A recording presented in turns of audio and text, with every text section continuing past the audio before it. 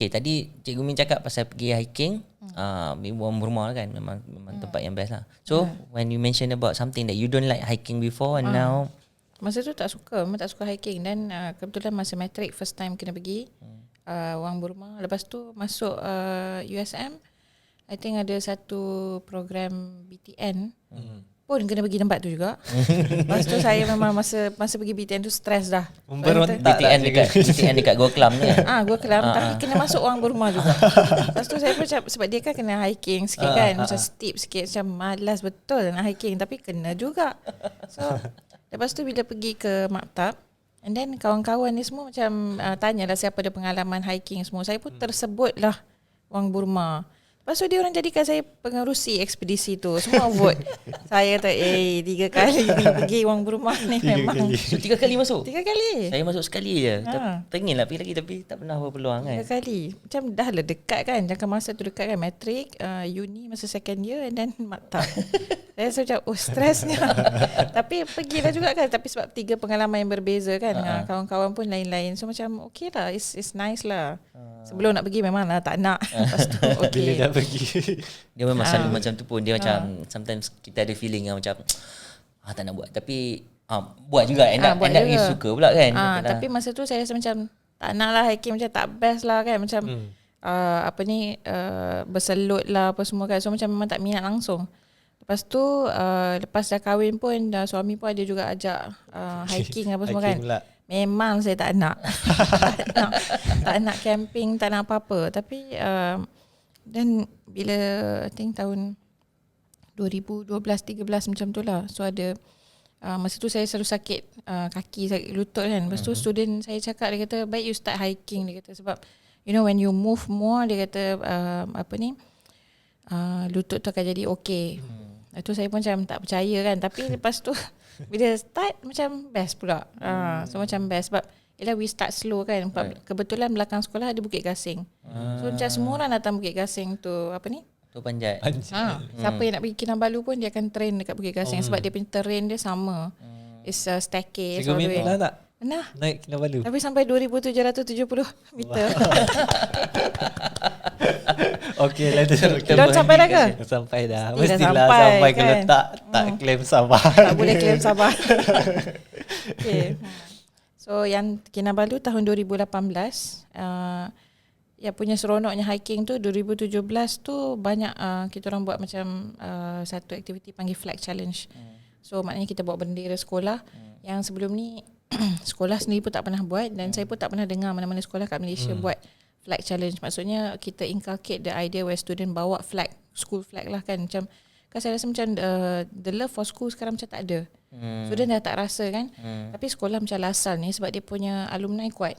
Alumni sangat kuat. Sangat kuat sampai the whole school tu kita ada satu projek hari tu dia panggil 100% project. Dan kita buat the projectors project. So satu sekolah ada projector lah. Every room. Every class ada every projector. classroom, yes. So dia alumni support Alumni cari duit. Alumni ni penting Sangat.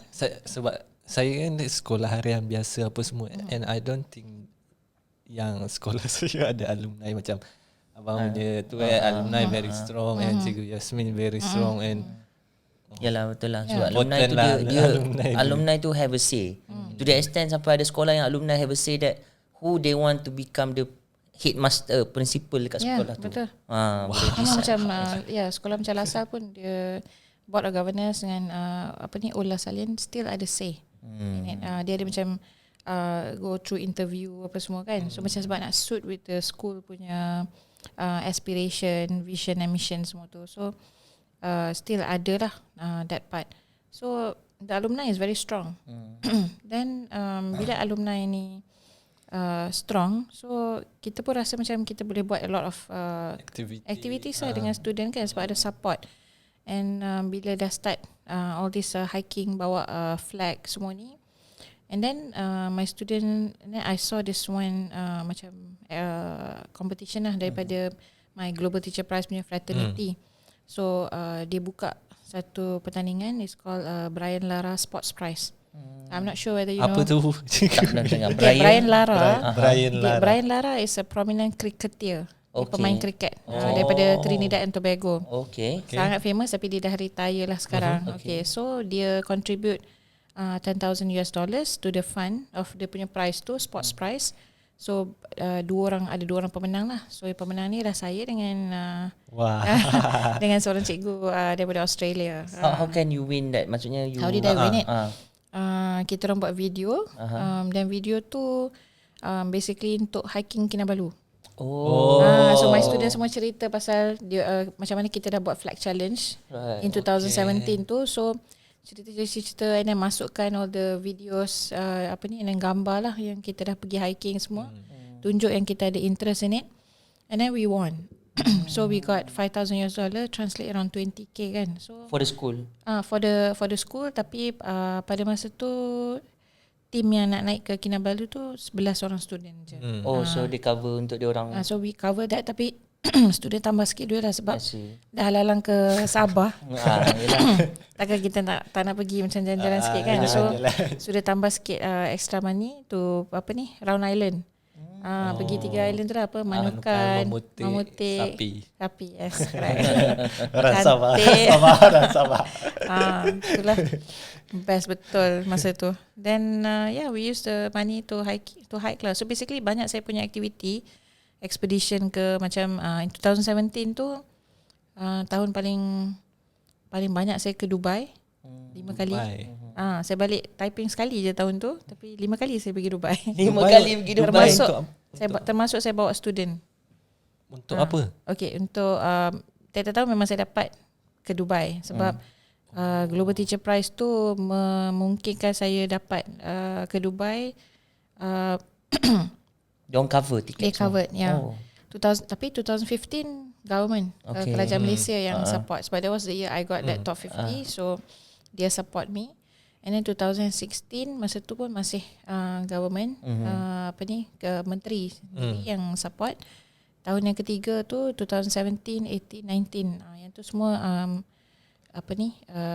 Varki Foundation lah. Foundation yang menaung Global Teacher Prize ni yang support. Maksudnya dia support pada siapa yang nak pergi kan? No. Dia pilih. Dia pilih juga. Kita memang submit lah. Submit lah. Every year you have to submit. Every year submit macam apa interest kita dan sebagainya. Tapi because macam yang last year you went with Cheryl kan? Cheryl came over. Tapi sebab macam bila I was in the fraternity, sebab Dr. Madenjit tu kan dah cakap kan, you have to macam showcase lah. Selama ni kan I rasa macam introvert jugalah. Macam tak adalah kita nak, macam mana cikgu kita nak tunjuk diri kita kan. Kita pun ada macam rasa malu, kita ada rasa macam rendah diri kan. Tapi no, among the fraternity, because ni lagi satu yang saya nak tekankan, kemahiran berbahasa Inggeris is very important. Because it will just make you look super good in the eyes of the world. Macam bila you boleh cakap and then your intonation is right, even though your grammar tunggang-langgang sikit pun, tapi orang tak kisah. Kan? But they are impressed. Sampai dia orang cakap, Malaysians can speak English. I say, why not? Why not? 11 years in school, takkan tak ada cakap bahasa Inggeris kan? So macam, why not? So kemahiran bahasa Inggeris saya rasa memang perlulah. Memang bukan perlu lagi lah. Memang macam orang kata kena seiring dengan bahasa Malaysia kan. Memang both kena go together. And then when you are there, you can just express your feelings, your thoughts. Right. Orang akan dengar. Betul. Orang akan dengar berbanding dengan I see the teachers yang macam daripada Amerika Selatan, Brazil contohnya kan, because they struggle. Diorang tak biasa berbahasa Inggeris, so it's difficult for them to actually express what they want or express apa yang diorang macam dia thoughts. Apa dia pernah buat, apa semua kan. Apa dia pernah buat kan. So that I felt that language tu dah ada barrier. So bila ada barrier, macam mana you nak cerita apa you nak buat? Kan? I did also face the same difficulty lah. Misalnya bila I think pergi macam conference engineering education something like that kan. Some of these teachers ni lecturers ni macam from macam you kata from Chile ke they wanted to share about something. Apa benda dia orang share ni, tapi dia very excited. Tak faham tau, tapi tak faham. Even dia tanya soalan pun kita tak faham soalan ni apa So kan nampak macam kesian and frustrated, and I felt that kalau kita pun berada di takat yang sama, boleh berbangga dengan bahasa sendiri, tapi bila you nak communicate on international level, macam ni you nak belajar. So you have to have a common language yang semua orang boleh relate to. So English is the best lah. Right. So Tapi kalau macam pergi ke negara UAE kan, Dubai, so it's an Arabic world pula kan. So and orang kata apa, itu pun saya rasa satu language yang kita patut inculcate juga, sebab orang kata apa, being multilingual ni is very orang kata very important lah.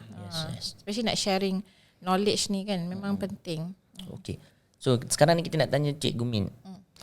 What makes you actually hari tu masa, apa inovasi Cikgu Min yang menyebabkan you terpilih the top 50? Saya pun nak tahu juga. You're looking at it. You're looking at it. Dia tak ada innovation. Saya tak buat apa-apa benda maujud. Tapi saya rasa diri saya sendiri yang berubah. Maknanya the innovation comes from you. So apa yang you buat? So you keep on being you innovate yourself basically. Sebab being a teacher, kalau you focus on barang, and sampai bila-bila pun you ada barang, tapi the barang will stay there. Right. But diri you sendiri yang kena berubah sebenarnya. So I felt that myself dah berubah banyak daripada first I started teaching, kemudian you go through a phase, banyak phase lah dalam teaching ni. I see. And especially bila you deal with different set of student, macam my students semua boys kan, so macam so dia punya So you are in your narrative tu, you are telling macam apa sisi-sisi teaching, and as a teacher what you have been doing lah. what have I been doing lah. So most of it are programs lah basically. So programs saya introduce pada student, macam celebrate birthdays, and then buat chemistry camp. So and chemistry camp pula macam bukan camp, I got that idea because my brother went to RMC, and then he said that he has this macam reward program. So masa dia kat RMC tu, first year form 4 I think dia dapat nombor 2, so dia dapat ke Kinabalu. So second year dia dapat pergi Niah expedition. Right. So I felt that students should be rewarded. Tapi bila habis exam, macam trial ke mid year exam kan, so there's no reward. So macam semua orang expect your reward is SPM.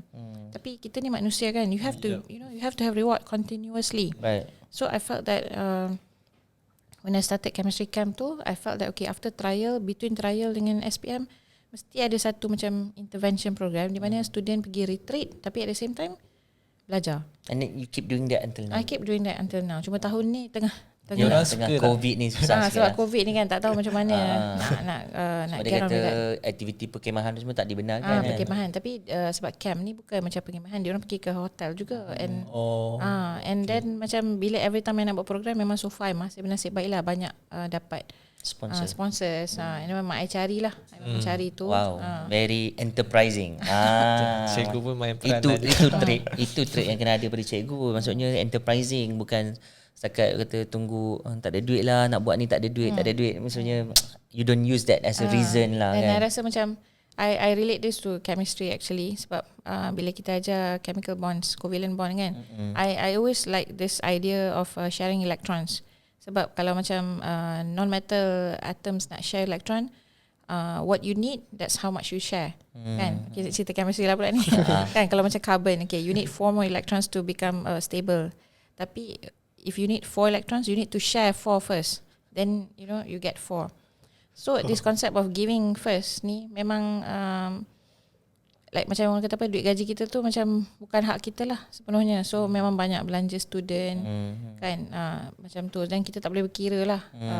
So walaupun kita rasa macam kita tak boleh belanja semua orang, tapi macam ada orang-orang tertentu tu kita belanja, tapi at least kita macam bersihkan gaji kita. So iyalah, betul lah. And bila kita generous, the generosity akan datang balik. So macam there was one year I did this McDonald advertisement. So I'm the first, and still the only one yang ada. You mesti first. I mesti first. Tak ada second semua. I don't want to be second best. So yeah, still the first and the only one yang ada McDonald ad for a teacher lah. Oh okay. Kan so, lepas tu dia yang McDonald buat untuk teacher ni since bila tu? Oh yang lepas tu lah. Lepas tu kan. The year after that, so I think they kind of like get inspired by that. So bila McDonald approach me tu, dia ada offer payment. Tapi masa tu I felt that there must be a win-win situation.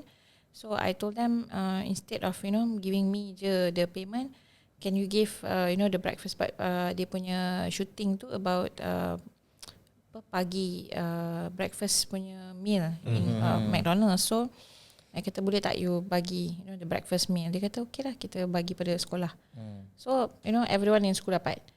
So of course orang kata apa yang kita dapat tu kita kena share juga dengan kongsi juga dengan orang jadi lain. orang mendoakan kita supaya kita boleh murah rezeki lagi pada masa akan datang. And lebih kepada murid lah kan, sebab kebetulan masa tu tak ramai pun student datang ke sekolah sebab I think it was between trial dengan SPM. Okay. So just nice lah the amount yang dia bagi kepada sekolah, cikgu pun dapat, murid pun dapat kan.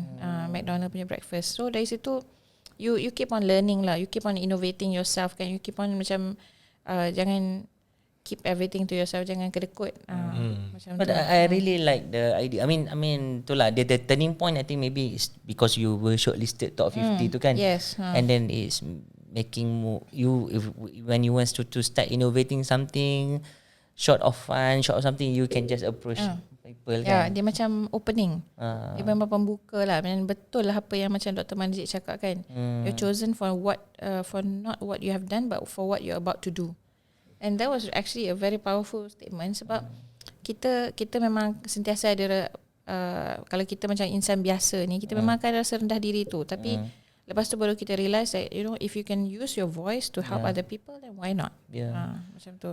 Cikgu Min, Cikgu Min kan terpilih shortlisted tu kan sebab ajar kemis guna yang forensik tu kan? Tak. Masa tu tak buat lagi pun. Tak buat lagi.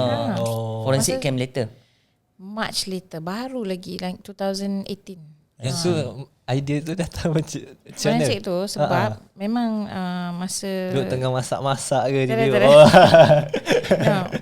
Masa kat uni sebab I took industrial chemistry kan. So and then lepas tu masa practical I was in chemistry department. Dan masa tu banyak buat forensic activity. Tapi tak boleh nak venture into it sebab it's more on analytical. So my forte was in industrial. So bila forte industrial and then dapat bila kerja pun pakai scanning electron microscope tu still guna kaedah investigation juga. So it's close to forensic.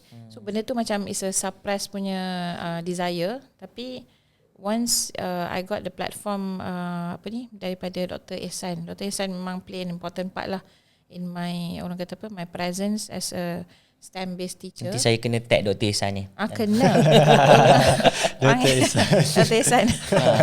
Sebab in 2017 I approach Dr. Ihsan sebab masa tu dia baru buat FB STEM Education in Malaysia tu. And then when I saw that I felt like okay, I wanted to try lah. And masa tu baru balik masa tu I was about to go to Dubai, nak bawa student pergi ke Dubai for Dubai Science Festival. For that year, for the 5th time ataupun for the 4th? Yang tu lah kali kelimanya. Banyak kali kelima. Banyak kali. Sebab tahun tu kerajaan UAE 2 kali dia invite me there pergi ke Abu Dhabi. Okay. So tahun tu bila pergi ke Abu Dhabi singgah Dubai juga. I see. Sebab dekat kan. You give talk kat sana? Masa tu yang Abu Dhabi tu dia nak macam menghargai guru. So dia approach Varki Foundation. So all of us were chosen to go there. And then ada a few lah yang dia pilih untuk jadi macam fellow. Tapi for all yang lain-lain ni kita orang macam makan angin lah. Memang best. Bukan setakat best. Varki Foundation. Yang tu apa Cikgu Min? Okay, dia foundation yang start the Global Teacher Prize ni. Dia start bagi bila dari 2015. Memang tu first time dia Itulah buat. first year. Oh, okay. Sebab itulah semua orang tak tahu. Hadiah dia tahu? Yelah. Nombor 1 tahu apa? $1 million US USD. dollar. Ada cikgu yang last year yang Palestin last year ke? Palestinian tu? Palestinian tu tahun 2016. 2016. Yang Cikgu Min tu? Saya punya 2015. Siapa yang menang? US. Nak juga tahu. Dia yang pertama mesti Google nanti kau jumpa. Ya. Tapi nak tahu dari mana orang. Saya boleh cerita. Saya tak tahu. Saya kenal semua orang. Semua kenal. Sebab saya so far, saya dengan seorang lagi daripada US, Steven Ritz, kami berdua je yang orang kata masih lagi berpeluang ke Dubai lah daripada tahun 2015 sampai 2019. Okay. So you on the number 50. Yes. Nampak macam I dah think you bukan top 3 kot. That's why tak, lah. tak. Top 10 kan tak dapat. Top 10 kan tak dapat. Okay, tapi Beza 0.5 markah dengan top 10. tak tahulah. Okay. So both of us lah masih orang kata apa, the last two standing lah yang every year kita pergi. So bila every year pergi kita kenal semua lah. So it started with US and then Palestine. So yang ketiga daripada Canada. Yang keempat daripada UK. So yang kelima last kali Kan Afrika. Afrika. Kita biji. Yes. Cikgu Min nak tahu yang Kenya. US tu cikgu dia buat apa je? Oh, yang US yang menang tu dia buat benda yang kita dah buat kat sini, tapi kat US tak ada. Contoh? Okay. Which is di US dia tak ada institut perguruan, dia tak ada IPG. Dia cuma ada university. So university yang provide. So this teacher tahun 70-an dia pioneer. Dia buka macam sekolah sendiri. Private lah. Private. Dia mula dengan private tapi lepas tu dia macam dah jadi macam national lah. So dalam sekolah dia tu macam ada kelab, mula dia buat macam kelas malam untuk guru, macam training teachers lah untuk support sekolah dia. Sebab dia macam frustrated dengan sistem pendidikan pada masa tu. So dia buat sekolah. Diorang ni semua macam tu. Macam sama je. Kalau kat India lagi, India memang boleh katakan half of the top 50 dari India buka sekolah sendiri. Right. Yes, sebab diorang macam frustrated. Yeah. 60 orang satu kelas macam tak boleh. Kita pun nak buka sekolah sendiri kan. Buka kau ni. Buka. Pengetua. Tak. Yeah, so then when she did that, and then dia juga antara dia orang yang pertama lah yang menulis buku untuk pendidikan, untuk guru. So dia punya contribution is more on teachers. Okay. So cikgu dekat sekolah dia tu macam siang mengajar, malam kelas. So konsep dia kan sama macam kita. Kita pun ada IPG, tapi di sana tak ada. So dia macam pioneer lah for that. So that's why dia menang. Dia menang pun umur dia dah close to 70 dah masa tu. So yang menang kedua dari Palestine, Hanan. Hanan menang sebab dia berjaya buat student dia yang orang kata apa, jalan daripada rumah ke sekolah tu, tentera Israel memang nak tembak. Point tunggu nak tembak je. Kalau you tengok, tembak. Kenapa tak boleh pergi belajar? Memang sebab memang dia that's how suppress. Israel. Yeah, that's how Israel orang do Palestine. Okay. So tapi disebabkan dia orang suka sangat kelas Hanan ni, so dia orang sanggup je pergi sekolah walaupun nyawa tu orang kata kadang tentera tu macam sengaja tembak kat pasir kan, miss nak kena, macam nak bagi takut lah. Tapi dia orang suka sangat. And Hanan ni face a lot of orang kata apa, macam setback lah, sebab masa dia menang tu pemenang semua memang dia akan bawa ke apa ni United Nation punya macam persidangan kan, and bagi ucap tama tau.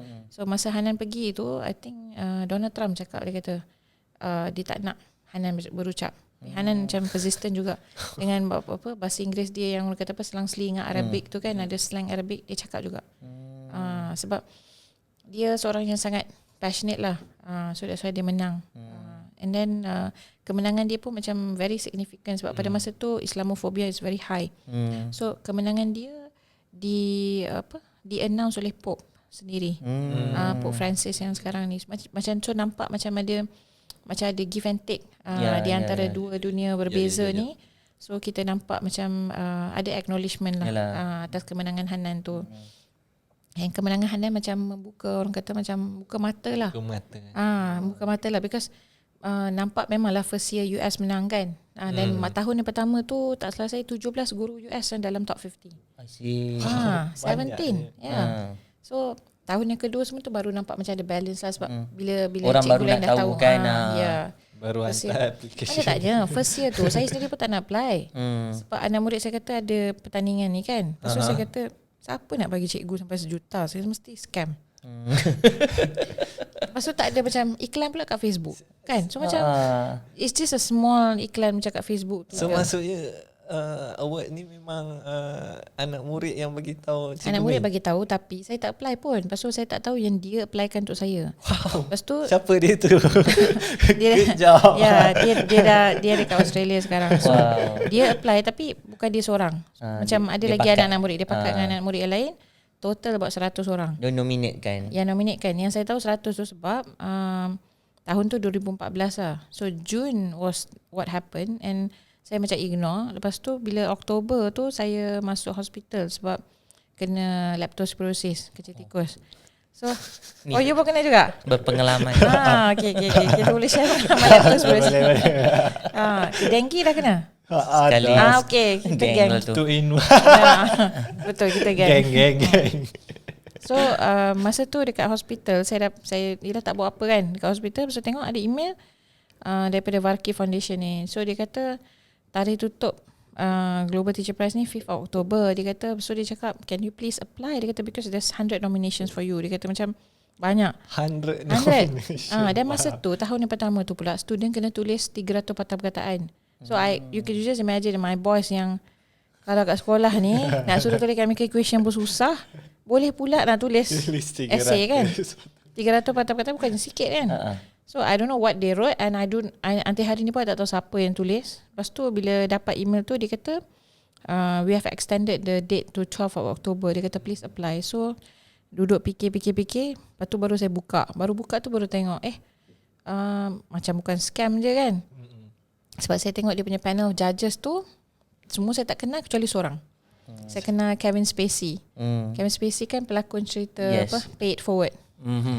So, saya tak tahu bukan zaman saya. Kevin Spacey it's a very famous movie. Pay It Forward ni. Pay It Forward bagus. Pasal apa? You should watch. Okay. Later Google. Nanti Google. I cerita sikit lah. Pay It Forward ni sebab Kevin Spacey dia berlakon sebagai guru. So ada kisah pasal anak murid dia bila Kevin Spacey kata can you macam come up with an idea how you can change the world. Orang lain semua buat lah innovation apa semua, budak ni cakap pay it forward. So pay it forward tu maksudnya macam kalau kebaikan tu datang pada diri kita, so kita tak simpan kebaikan tu, kita pay it forward pada orang lain. Lepas tu budak tu mati. So orang kata revolution of pay it forward ni memang jadi satu kenyataan lah. So bila nampak Kevin Spacey, then I realise that okay, ni bukan joke lah sebab Kevin Spacey dia sangat-sangat, dia memang advocate education. So I macam follow him lah on masa tu follow dekat Facebook apa semua kan. So I follow his movies. Then I was like okay lah, ada Kevin Spacey kan, maknanya betul lah ni. So then apply lah, ada 7 essay kena tulis, around 300 to 700 per essay tu ada. Banyak juga essay kena tulis. Banyak. Cikgu Min mesti terror menulis Gila mas, sebab suka bahasa Inggeris. Rajin membaca. Lepas tu apa yang dia tanya tu macam relevan dengan sekolah. Dia cuma tanya macam okay, what do you do in school, macam mana you, it's more towards like asking your reflection ni lah kan. And macam mana kita promote unity. And then senang lah sebab kita multiracial country kan. Memang ada of course kita buat activities macam celebrate birthdays. And then macam bila ada student yang kena puasa, bukan pelajar Muslim je puasa. Macam bulan 3 kita ada student yang agama Bahai. Dia puasa sebulan. So macam orang kata masa tu kebetulan I have that story lah. So bila student Bahai dalam kelas saya ada 3 orang. So bila dia puasa, student lain macam ejek pada mulanya kata orang Muslim je puasa kan, kenapa kau puasa? Tapi rupanya ada fahaman lain yang puasa juga. So all these stories I just put in lah. Yalah, it makes them to understand each other better. Yes. So basically dia just tanya benda yang kita buat. So kita pun sincere. Apa yang kita buat itulah kita cerita.